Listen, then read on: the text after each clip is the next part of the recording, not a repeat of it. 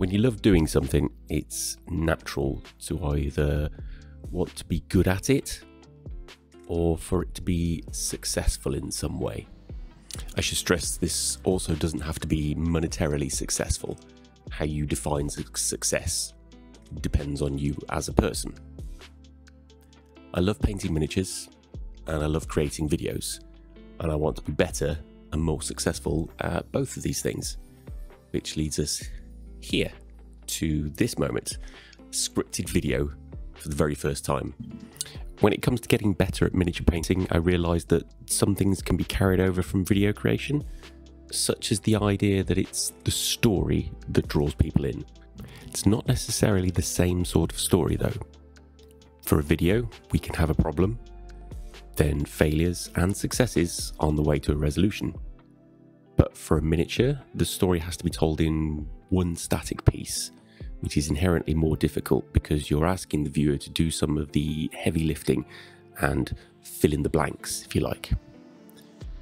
In truth, getting the viewer to fill in the blanks with their own interpretation is exactly what you want, because it promotes discussion about the piece and creates a more emotional connection for some people as they attach their own beliefs to fill in the blanks. So how do we tell a story in miniature?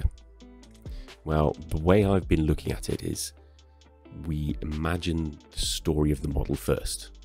We tell ourselves the story before we even start painting. Where is the character from? What hardships have they endured to get to this point in time? Where are they now? What time of year is it? Is it daytime or nighttime? This gives you a sense of how the painting should unfold, giving you an idea of how much damage to apply, for example, or an overall tone for warm or cool climates, or whether you want to paint a nighttime scene with just merely the soft glow of a campfire to light the model. Every dent and chip in armour is part of the story. Are they fresh out of boot camp? Or have they crawled out of some jungle hell with nothing but an unwavering moral code and a pointy stick? Just let your imagination go wild.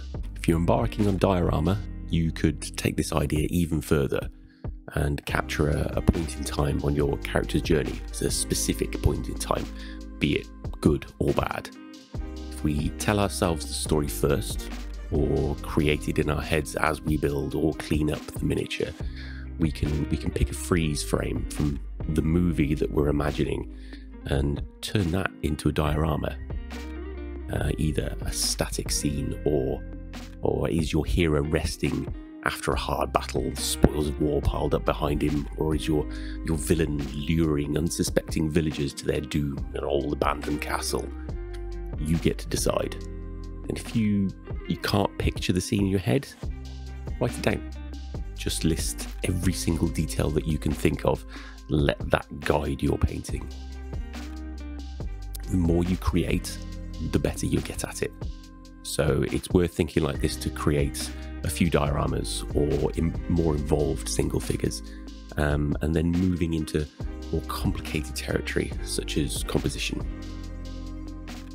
Composition in its simplest form is taking your movie scene that you're imagining and rearranging either the characters or the camera angle or both to create a more visually pleasing scene. That's at its most basic core. Just don't try to make it perfect the first time. Just create more, improve something each time. And in case you're wondering what all of this has to do with pumpkins on a base, well, that's the footage that I had, so I'm afraid you'll have to deal with it. But in all seriousness, you can apply this to pretty much anything. The pumpkins are in a field, on a farm, hay drifting through as it falls off a cart during the daytime. There's a tree above this particular patch and the leaves are falling. They're falling all around. It's simple stuff, but the addition of a story allows me to decide on how I want to add details to the base to really set it off. Drop a comment below with your favourite story ideas, share them around, see if people get inspired, and see how they interpret them as a model or diorama.